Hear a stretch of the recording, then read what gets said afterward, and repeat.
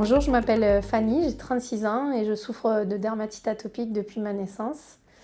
J'ai trouvé un mieux dans mes problèmes assez récemment, puisque ça date à peu près d'il y a un an, en fait, où mon dermato habituel de ville, qui se définissait lui-même comme un remplisseur d'ordonnances, puisqu'il avait peu de solutions que celles qu'on avait trouvées pour garder à peu près un équilibre dans mes problèmes de peau.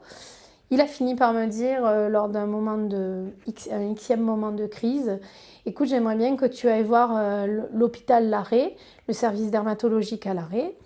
Moi, je lui ai répondu que j'étais déjà allée voir des professeurs de ce service-là. Il m'a dit oui, mais ça avance depuis cette petite dizaine d'années où tu es déjà allé le voir. Il y a des nouvelles choses, il y a des nouvelles puvathérapies, il y a des nouvelles choses peut-être à aller expérimenter. Ça peut valoir le coup aussi pour m'aider moi dans mon travail que tu ailles faire un tour en milieu hospitalier. Et il m'a donc pris rendez-vous à l'hôpital Larrey avec le professeur Paul. Rendez-vous auquel je suis allée sans y croire une seconde évidemment, avec tout ce passif qu'on ressent tous quand on a mené ce combat chronique depuis longtemps. La fatigue en fait de devoir répéter et son histoire et son parcours thérapeutique et tout ce qu'on a essayé. Et en fait, voilà, moi j'arrive à ce rendez-vous sans aucune conviction. Effectivement, ce professeur me demande de partager mon histoire et de lui expliquer un peu mon parcours, chose que je fais dans les grandes lignes en me disant de toute façon c'est pas la peine que j'entre dans le détail parce que c'est toujours les mêmes impasses. Et finalement, ce professeur, je l'ai trouvé très doux, très à l'écoute. Alors bon, pour moi, pour ma personnalité, c'était le médecin qu'il fallait. Pour comment dire, la résistance dans laquelle j'étais entrée, c'était bien d'avoir une personne comme ça pour me faire baisser en fait l'armure. Mais bon, voilà, encore une fois, il faut trouver le bon thérapeute. Et voilà, moi j'ai eu en face de moi quelqu'un qui m'a écouté, qui a compris et qui en fait j'ai senti tout de suite savait exactement de quoi je parlais. Et en fait, pour une fois, l'examen en sous-vêtements m'a bouleversée en fait parce que il a scanné ma peau en racontant mon histoire dermatologique. En fait, il a regardé mes pieds puis il a dit voilà, ici on voit des épisodes très violents de l'enfance, etc. Ici on voit ci, ici on voit là. Et il a scanné comme ça ma peau et moi j'étais bouleversée en fait. J'étais muette, chose qui est très rare chez moi, parce que j'étais bouleversée par la connaissance qu'avait ce professeur. Et ensuite, et ce qui m'a le plus bouleversée, et c'est ça que je voudrais faire passer, c'est aussi la conviction absolue qu'il avait de pouvoir me soulager, au moins d'une partie de mes problèmes. Une conviction totalement inébranlable, alors que souvent j'avais face à moi des thérapeutes qui me disaient on va essayer ici, on va essayer là. Là, j'avais un thérapeute qui me disait on va faire ça et vous allez voir, dans une semaine, ça ira mieux. Alors évidemment, j'y croyais pas du tout. Hein, voilà, je mettais un gros bémol sur ce qu'il racontait. Mais quand même, son expertise m'a bouleversée.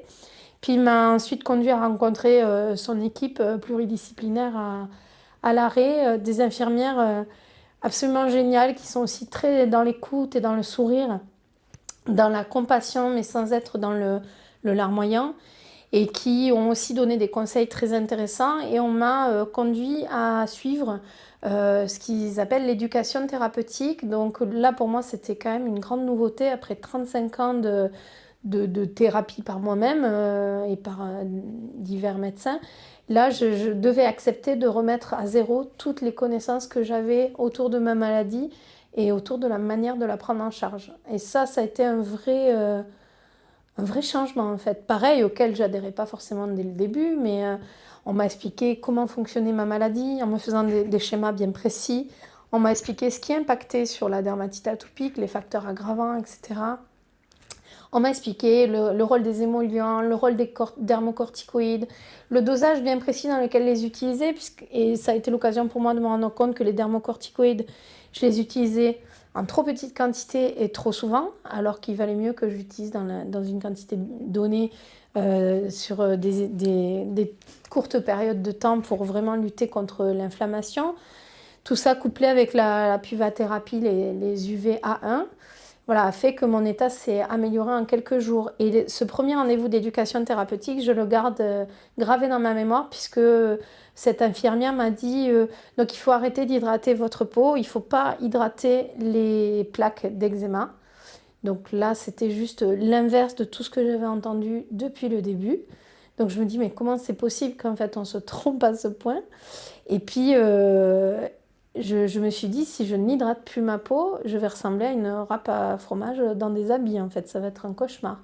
Et elle m'a dit, ben non, il va y avoir des solutions momentanées, donc de la vaseline, des choses qui sont grasses d'aspect, mais qui en fait n'entrent pas dans l'épiderme.